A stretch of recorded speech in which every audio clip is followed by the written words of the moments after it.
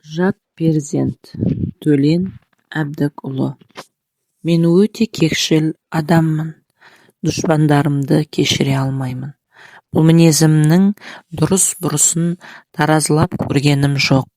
Әйтеуір кісіден көрген қысастық әлдебір табиғи кері қысастыққа, есе қайыруға итермелейді. Өзіммен бірге мекемеде істейтін Рүстемнің маған жасаған қиянатынан кейін үнемі осы бір өшпенділік сезімнің жетегінде жүрдім. Рүстем бізге жақында ауысқанмен өзін бұрыннан білетінмін.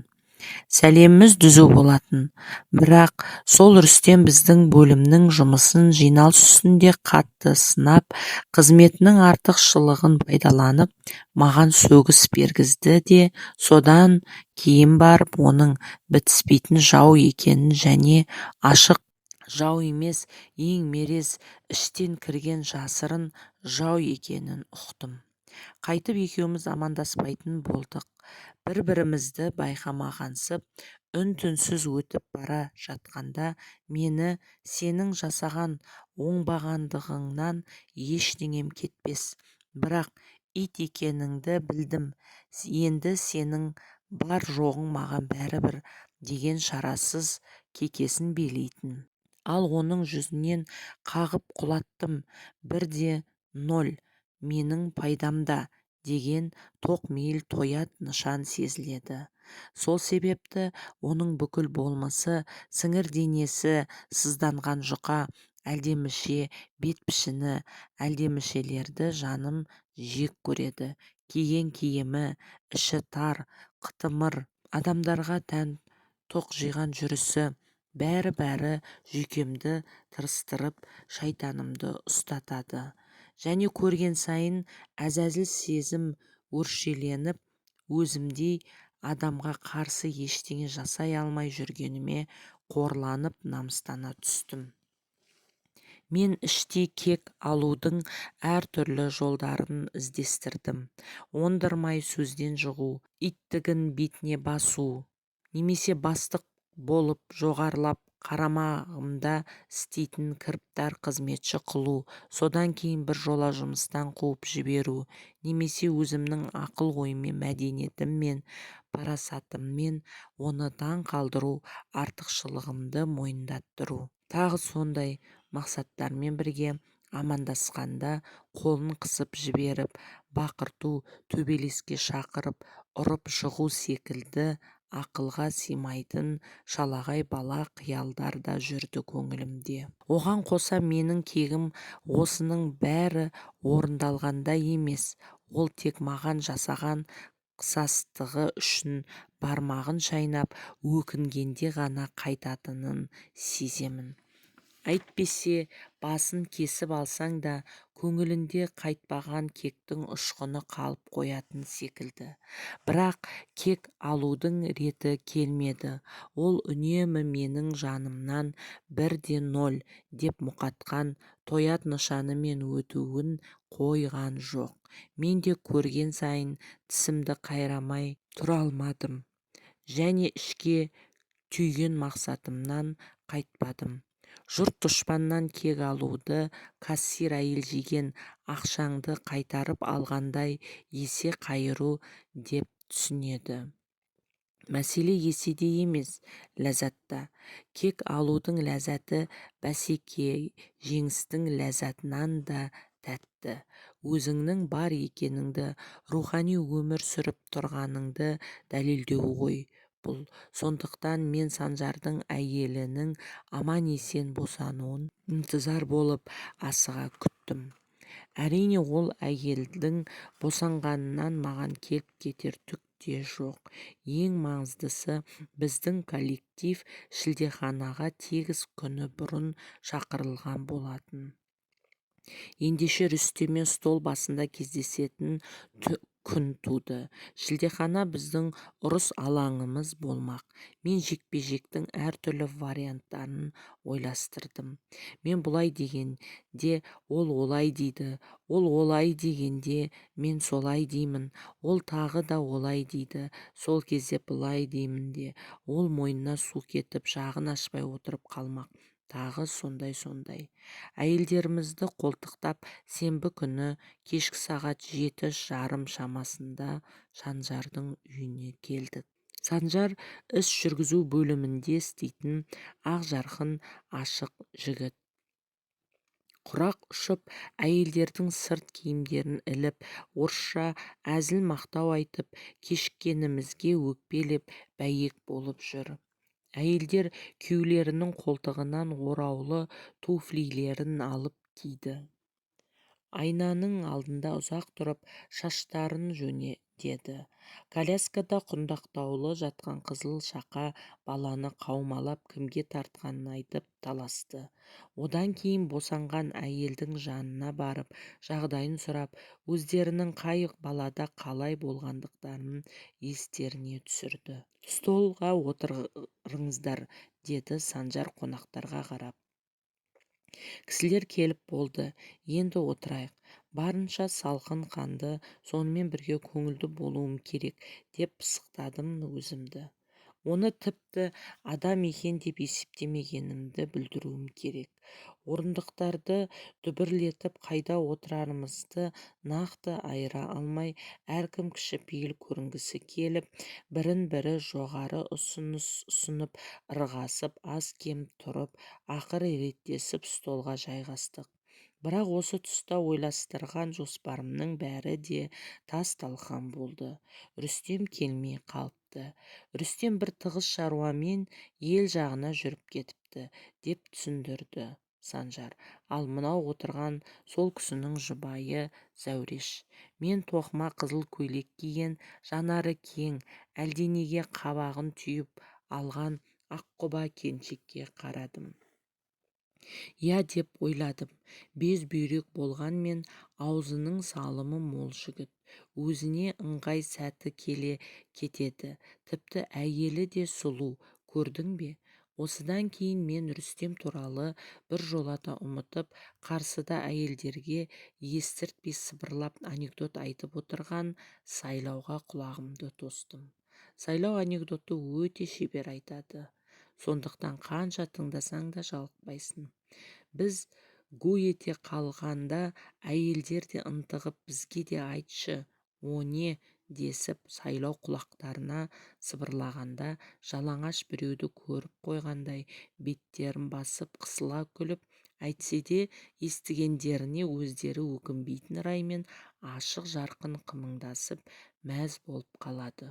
Нәрестенің бауы берік болуы үшін әлденеше тост көтерілді. Кеш қыза түсті. Осы кезде белгілі әдетімен қайтамыз деп сыбырлады әйелім. Басым ауырып тұр, мана келмей-ақ қояйық деп едім, сен ғой болмаған. Мен үндегем жоқ. Рюмканы қағып салдым да айрықша ықыласпен қияр шайнауға кірістім. Саған бәрібір менің не болғаным, деді дәл құлағымның тұсынан. Өзің сау болсаң болды, өзіңнен басқа ешкімнің керегі жоқ. Мен тыжырынып отырып, келесі рюмканы қағып салдым да минералды су ішіп жан шақырдым. Ешқашанда маған жаның ашып көрген емес, деген зәрлі сыбыр келді құлағыма. Тамада үзіліс жариялап, столдан тұрдық.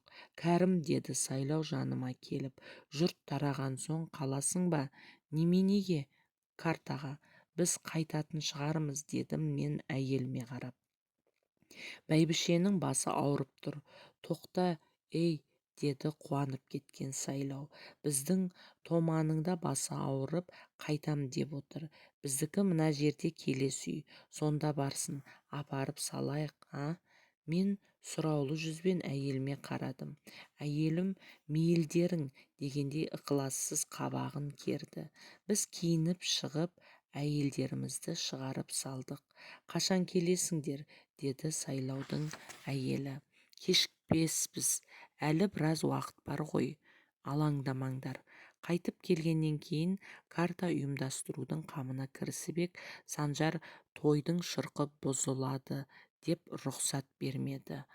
Амалсыздан үй ішіндегі жиһазға, әйелдердің киіміне, аядай жерге билеп жүрген бірлі жарымды жұптарға қарап отырып қалдық. алып жіберейік, деді Сайлау рюмкаларға тездете құйып. Бол, ішу үшін құп. Рюмканы орталай ішіп сигарет тұтаттым.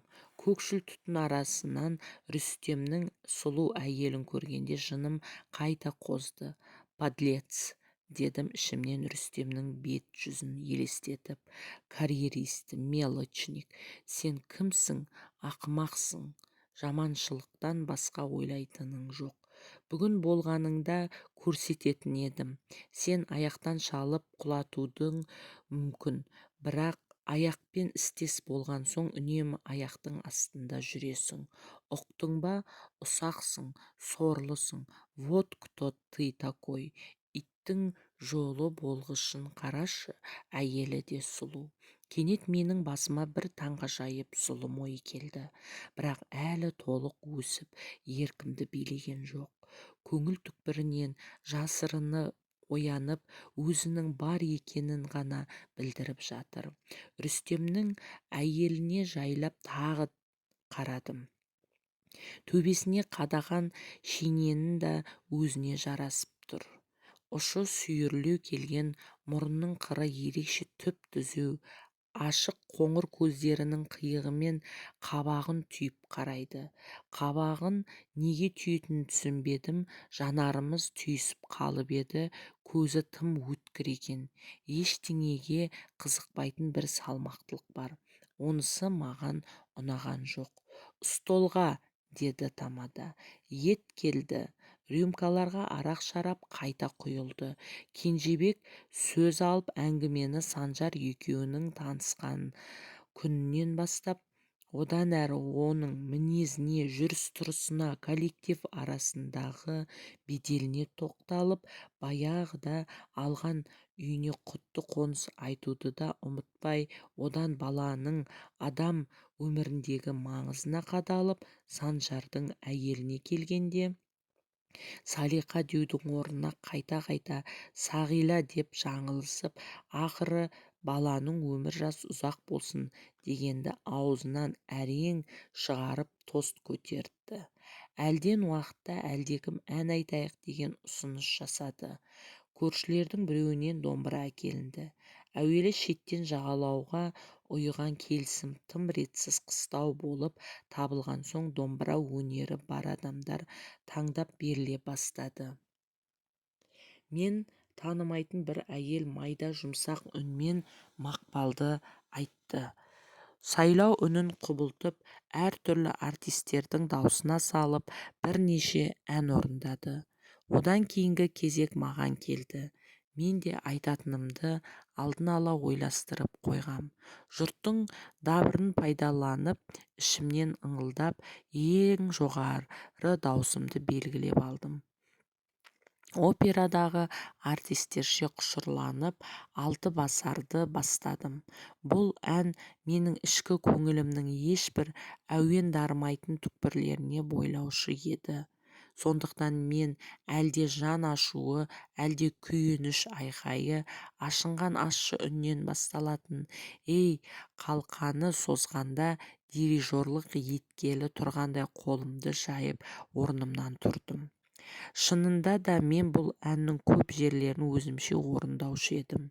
Мұңды сазбен астасып келетін жұлқынған айбат сезімді, сенен сәулем қайтқан түні деген жерде одан сайын ширықтырып, әннің бір басайын алты басар тұсында екпінді азайтып зарға ауысамын. О деген ырғақта өзек өртегін өкінішті әбден шыңына шығару үшін итальяндық арияларды орындап тұрғандай даусыма әдейі мұңды жарықшақ енгізіп, қайырмасынан бұрынғы халлаланы ашынған күйде шапшаңдатып әкетемін. Өйткені әннің мінезін беруді бірінші мақсат тұтамын. Әдемілік содан кейін, ал қайырма тұсында менің отырған жұртты өзіме қосып алатын әдетім бартын. Бірінші шумағының қалай шыққанын толық айта алмаймын, ал екінші шумағы басталғанда өзімнің әнді тәп-тәуір айтып тұрғанымды сездім де мүлде еркінсіп кеттім. Өйткені бұдан кейін көзіңді қалай ашып жұмсаң да өзіңе жарасары хақ.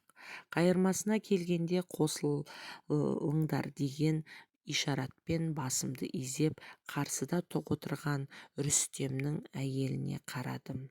Қарадым да Рүстемнің сұлу келіншегі әлде таңырқау, әлде ризашылық, мүлде мен көрмеген бір жанға жұмсақ жылы шыраймен аңтарыла қарап қапты. Әннен жаңыла жаздап барып аяқтап шықтым.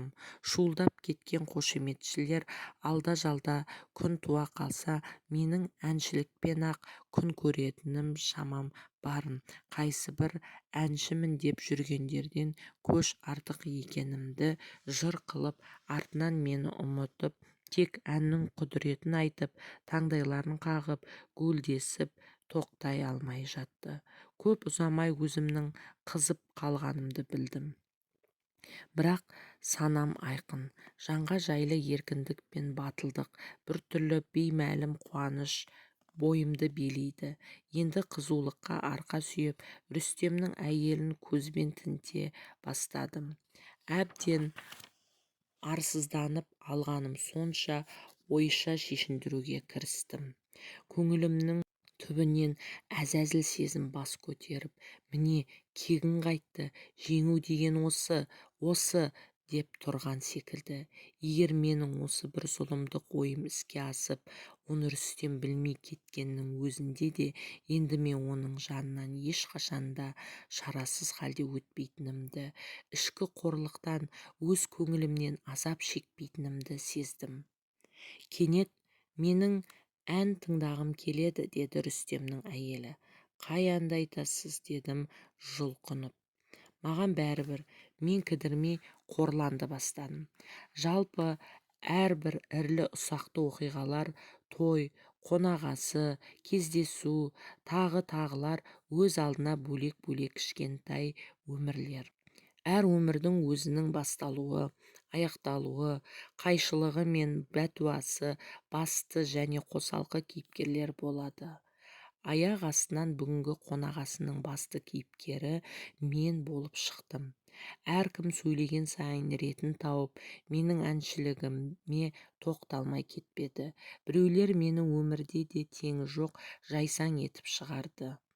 Менің түкке тұрмайтын қалжыңым отырған жұртқа терең де өткір болып көрінді. Зәурештің де жүзіндегі бағанағы паң мінезден ештеңе қалмапты. Мен қарасам, өзімнің айнадағы бейнем секілді бейітіме қоса қарайды. Аха деймін ішімнен. Рүстемді ойша алдыма әкеліп қалай екен? Рүстемнің жүзі маған аянышты болып елестейді.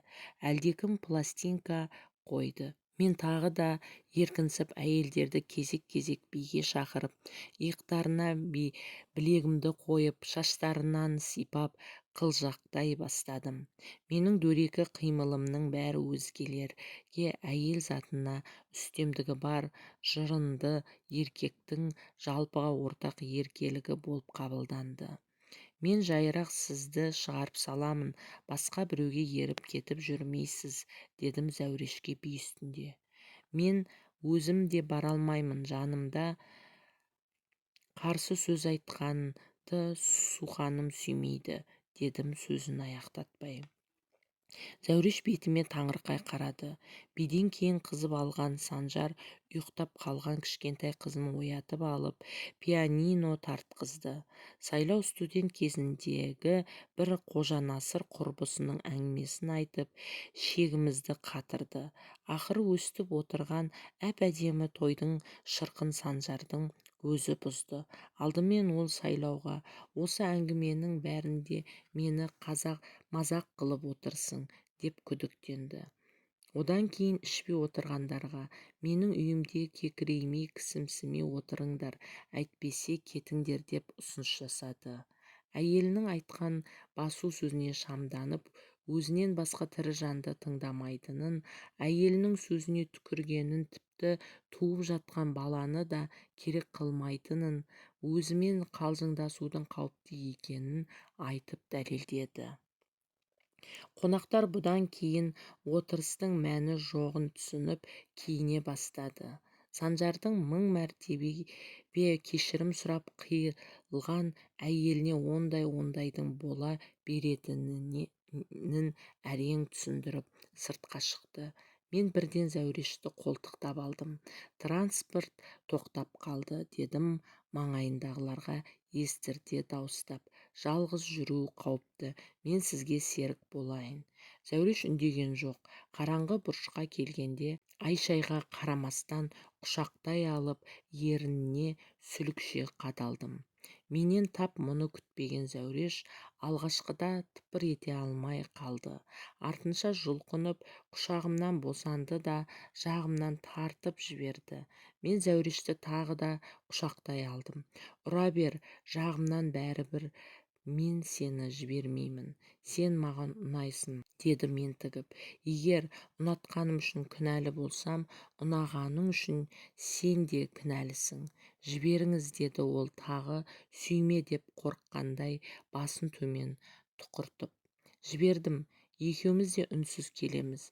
Көшеден анда-санда өткен түнгі таксилерден басқа тіршілік белгісі білінбейді. Зәурештің қолынан ұстадым. Ол қарсылық білдірмеді. Тек бетін бөкебаймен бүркеп алды. Бөтен біреудің әйелінің осылай қолынан емін-еркін ұстатып қойып келе жатқаны маған әрқилы әсер етті. Әлдекімнің қылмысының үстінен шыққандай, немесе жалпы адам баласының табиғатындағы осы уақытқа дейін бір-бірінен жасырып келген бір құпиясының бетін ашқандай таңырқау әрі шошыну секілді бір сезімдер биледі. Мен енді қолайлы орынды да таңдамастан көшенің қақ ортасында тұрып Зәурешті құшақтай алдым. Ол жабыса түсті. Осыдан кейін-ақ арамыздағы қатынас мүлде өзгеріп сала берді. Оның жүзіндегі бүкіл кеш бойы мызғымай қойған сабыр мен тәкаппарлық желге ұшқандай жоқ болып, оның орнында жеңіле мойынсұна қараған ынтызар тілек қана қалыпты. Біздің үй мынау, деді ол 5 қатарлы қоңыр үйді көрсетіп. Беседкаға келіп отырдық. Ұнайсың, дедім бетіне бетімді тигізіп. Мен сені сұмдық сүйемін ғой, деді ол бетіме күлімдей қарап. Кекетіп айтып тұрғанын сездім. Адам қандай қызық, дедім оның сөзіне мән бермеген болып. Мен сені өмірімде көрген жоқпын. Не атыңды естіген емеспін. Тек бүгін көріп отырмын. Бір сүйістен кейін-ақ мінеки мен сені баяғыдан білетін секілдімін. Көзқарасың да, тілегің де, ойың да бәрі түсінікті. Дүниетану құралың сүйіс болды-ау. Мен қарқылдап күліп жібердім. Тссс, деді ол қолын аузына апарып. Біреулер байқап қалып жүрер. Жоғарыдан терезенің салдырлаған дыбысы естілді. Жүр ішке кірейік, деді Зәуреш сыбырлап. Қараңғы дәлізге кірдік. Ол қалтасынан кілтін алып есік ашты. Кірмейсің, деді маған бұрылып. Қызым бар, ертең кешке сағат 10-ға қарай кел. Ішке кіре берген оны дәл табалдырықта тұрып құшақтап сүйдім. Келесі күні түнгі сағат 10-да Зәурештің үйіне келдім. Зәуреш мені есік алдында күтіп алды. Екеуміз қараңғы көшеде сенделіп ұзақ жүрдік. Кенет жүр, бір жерге барайық, деді Зәуреш есіне әлдене түскендей. Таксиге отырдық. Зәуреш машинаны қаланың шетіндегі бір жеке меншік үйдің алдына тіреді. Таксиден түсіп алып, ағаштың тасасында әрі-сәрі тұрып қалдық. Жолдас қыздың үйі, деді ол менің түймемді шұқылап. Ұялып тұрмын. Не дейміз? Күйеуім де біздің семьяны біледі ғой. Онда Рүстемнің інісі дейін бе? Мейлің, жоқ болмайды, деді ол қобалжып. Құрсыншы кетейік. Ақыры тағы да такси ұстап қайтадан Зәурештің үйіне келдік. Зәуреш тағы да табалдырығында тұрып, ертең сағат 10-да, дейді сыбырлап. Сүйесің бе, деймін сыбырлап. Сүйгенде қандай, деді кекетіп. Ертеңіне жұмыстан кейін кафеде отырып сағат 9:30 болуын күттім. Бұл жолы да зәуреш есік алдында қарсы алды. «Бүгін кіруге болады», деді құпия жымиып. Үйге кірген соң әлгінде сатып алған коньягымды шығарып столға қойдым. «Керегі жоқ», деді зәуреш қабағын тыржитып. «Күнәні бәрібір арақпен жуа алмайсың». «Керегі жоқ, менің басым ауырады». «Жүр, ас үйден шай ішейік». Шай ішіп отырғанда менің көңіліме әлде қалай үйге Рүстем кіріп келмес пе екен деген үрей келді. Бәлкім кіріп келер. Кім білген, әдейі әйелін сынау үшін не басқа бір жұмыспен аяқ астынан командировкасын тастап жетіп келуі мүмкін ғой. Шай ішіп болып сигарет тұтаттым. «Отыра тұр, мен қазір». Зәуреш орта үйге кіріп кетті. Коньяктан бір рюмка тартып алған да жақсы болатын еді деп ойладым. Сонда жеңіл болар еді. Әлден уақытта орта үйден Зәуреш шықты. «Жүр», деді қолымнан ұстап. Бөлмеге кірді. Шамын сөндіріп тастапты. Ас үйдің жарығынан еденге салған төсек әппақ болып көрініп тұр. Мен Зәурешті құшақтап тұрып, бір қолыммен халатының түймелерін ағыта бастадым. Былайша талдырмаш көрінгенмен денесі тығыз екен. «Енді келме, Рүстем біліп қалса екеумізді де өлтіреді», деп алқына сыбырлаған Зәурештің үнінен есімді жиып алдым. Осы сөз менің бағана шай ішіп отырған кездегі үрейімді қайта әкелді. Маған шынында да оның біліп қалуы әбден мүмкін көрінді. Егер біз осы ісімізді бұдан әрі жалғастыра берсек, ерте ме кеш пе әйтеуір бір күні біліп қоюы айдан анық қой. Содан кейін осы кезге дейінгі ақыл санаң мен маңдай теріңді сарп етіп келген бүкіл өміріңнің тұнығы бір-ақ сәтте тас-талқан болады. Ал оны сонау ту бастан ерінбей жалықпай қайта құруға төзімің жете ме? Төзімің жетсе ғұмырың жете ме? Бір сәтте бәрін бүлдіру қандай қорқынышты. Құмарлық сезімі лапылдаған менің бойымда үрей лезде салқындатты. Телефон шалдыр ете түскенде мен селк ете қалдым. Түн ортасында неғылған телефон. Зәуреш қалатын жамылып телефонға барды. Нөмірді шатастырып қате түскен біреу екен. Зәуреш қайтып келіп көрпеге кірді. «Жүрегің тарсылдап тұр ғой», деді басын кеудеме салып. Рүстемді айтып менің үрейімді ұшырғанымен өзі әлі сабырлы секілді. Мен кетуге асықтым. «Осымен тоқтату керек», үн-түнсіз киіне бастадым. Зәуреш жаққа қарамауға тырыстым. Киініп болып коридорға шықтым. Зәуреш халатын жамылған күйі алдыма келіп бетіме қарады. Жайпақ тәпішкемен тұрғандікі ме маған ап-аласа секілді көрінді. Зауқым болмаса да ренжіткім келмей құшақтап ерінен сүйдім. «Сау бол». Зәуреш пойызға шығарып тұрғандай қолын бұлғады. Сыртқа шығып Зәурештің үйінен 2-3 көше ұзаған кезде бағанағы үрей басылды. Енді ешкім әлгінің бәрін мойныма қиып сала алмайтындай көрінді. Оның орнына әу бастағы Рүстемнен кек алу туралы ой қайта оралып, сол ойдың күні бұрын болжап білгендей мүлтіксіз орындалуы мені қайран қалдырды. «Осымен тоқтату керек». Бір сәтке әйеліме деген аяныш сезім оянды. Тезірек жетуге кешіккеніме кешірім өтініп, әңгімелесуге, еркелетуге асықтым. Мен Зәурешке енді қайтып бармасқа бекіндім. «Енді келме, Рүстем біліп қойса, екеумізді де өлтіреді», деген сөз магнитофонға жазып алып қайталатқандай ішімде сайрап тұрады. 2 күннен кейін Зәуреш телефон соқты. Мен оның тағы да кездескенімізді қалайтынын естіп қайран қалдым. Баяғы үрей көңіліме қайта оралды. «Жоқ», дедім үзілді-кесілді. «Енді бара алмаймын. Ұмыт». Сөзімнің соншалықты дөрекі шыққанын сезіп тұрмын.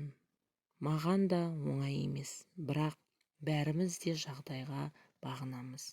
Арада айдан астам уақыт өткенде Рүстем тағы бір шаруамен командировкаға кетті де аяқ астынан көңілімнің түкпіріндегі Зәурешке деген сезімім қандай арсыздық, қауіптің жоғын біліп, қайтадан ояна бастадым. Ең болмағанда хабарласуға болады ғой деген шешімге келдім. Түс шамасында үйіне телефон соқтым. Зәурештің даусы маған ашулы көрінді. «Бұл кім?» «Мен ғой», деймін құпия жұмсақ үнмен. Менің кім? Менше, қалайша ұмытып қалдың? Зәуреш таныды, үндемей қалды. «Халің қалай?» дедім үнсіздікті бұзып. «Жаман емес, түнде түсімде көрдім», өтірік айттым. «Сосын екен ғой телефон соғып тұрғаның. Тек ол емес, сенімен жолыққым келеді». «Жоқ», деп кесіп тастады. «Мен сені ұмыта алмадым», дедім лирик актерлерше, қамыққан әлсіз үнмен. Үндеген жоқ, ұмытуға тырысқан едім. Сені өзімді аяғандықтан, сенің арыңа абыройыңа кір жұқтырып алам ба деп қорыққандықтан.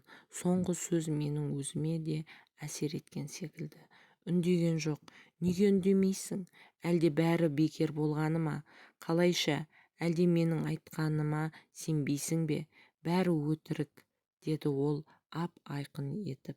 Мен бөтен біреудің атын жамылып сөйлеп отырып, шын аты ашылып қалған алаяқ секілді сасқанымнан жауап қайтаруға сөз таба алмай қалдым.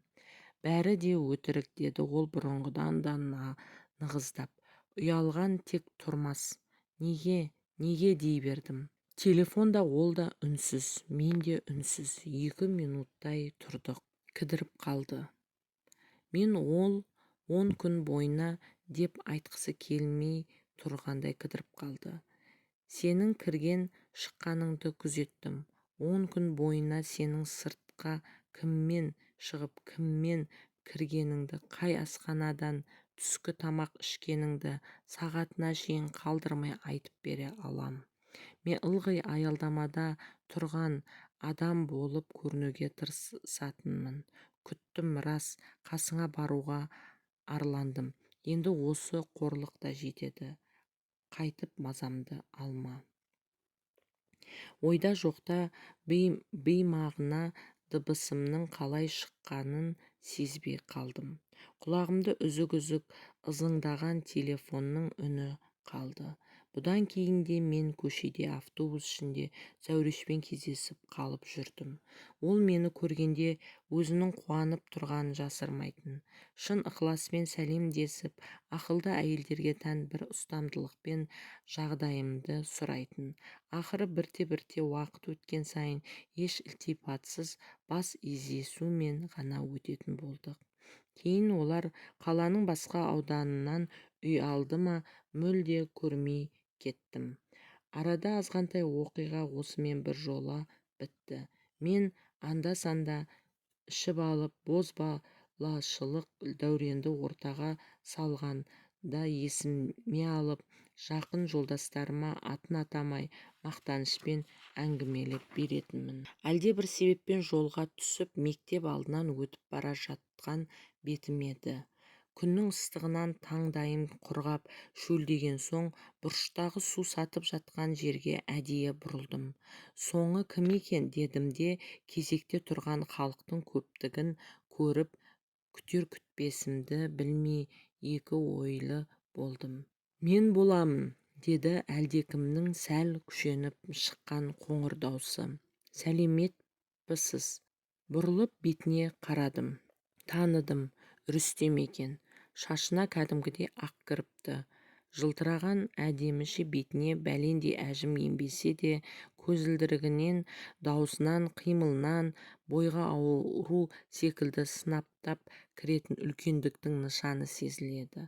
Өкпе реніш ұмытылғаны не заман. «Рүстембісіз, аман екенсіз бе?» дедім қолын қысып. «Қанша жылдан бері көрісіп отырмыз?» деді ол бетіме барлай қарап. «Иә, біраз болған шығар. Қайда істеп жүрсіз?» «Тресте». Бұрын әңгімелесіп бас түйістіріп көрмегендіктен бе, әрі қарай не айтарымды білмей қалдым да, су ішкелі тұрсыз ғой, дедім су үшін тұрғанын айдан анық біліп тұрсам да. Иә, дедім ол басын изеп. мына бір бала шөлдеген соң жаңа мектепке әкеліп едім. 1 классқа барады.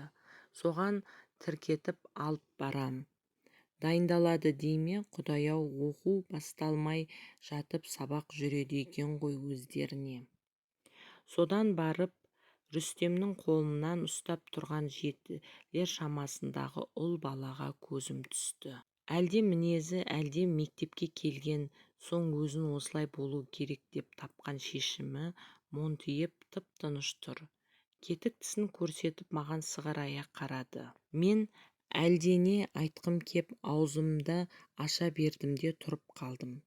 Бала быршып терлеген маңдайын жеңімен сүртті. Жүрегім шым ете қалғандай болды. Өрекпіп аузыма тығылды. Өзі жасаған қылмысының бір куәсі көріп қалған қарақшыдай қыпылықтай бастадым. Бірақ баланың жүзінен көзімді ала алмадым. Бала менен айнымайды екен.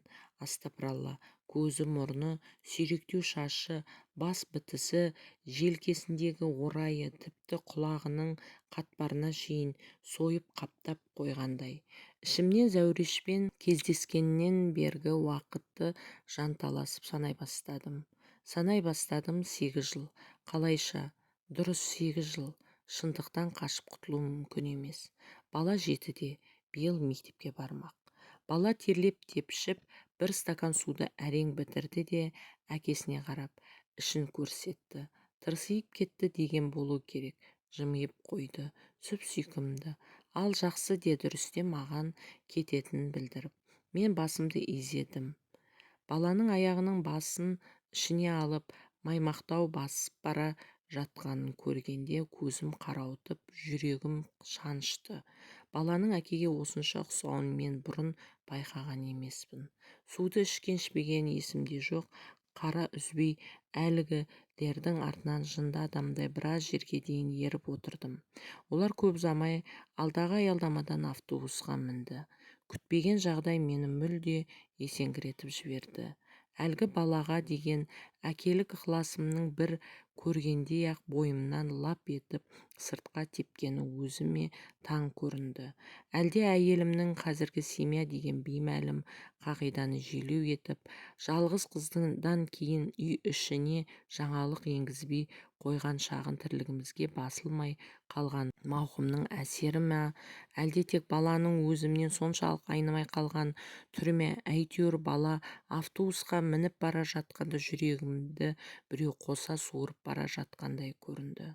Содан кейін түні бойы көз ілмей өзімнен тағдыры бөтен, түтіні бөлек жаралған туған ұлымды ойладым. Туысымда балажан едім. Ұлымның өмір бойы мені танымай өтетіні, танығысы да келмейтін мәңгі жаттығы жаныма батты. Мен өмірімнің ұзын ырғысына көз жібердім. Бұл өмірде қатеміз қайсы, дұрысымыз қайсы, адам біліп болған ба? Осыдан біраз жыл бұрын Зәурешпен арамыздағы жастықтың желігіне туған бұра жүрісті таразының бір басына қалған ғұмырымды екінші басына шығарып салғастырғым келеді. Анықтауға зәрдем жетпеді. Бар білгенім Зәурешті шын көңілімнен ұнатыппын, бірақ мен алғашында мұны мойындағым келмеді. Өйткені мұның бәрі өзімді қоршаған ортаның қағидасына мүлде қайшы еді. Сондықтан мен де көңілімдегі шынайы сезімді жалған деп тануға мәжбүр болдым. Сонда менің жіберген ең үлкен қатем қайсы? Зәуреш пе? Жоқ, бүкіл қалған ғұмырым ба? Соңғы кезде балам ыңғай түсіме кіреді.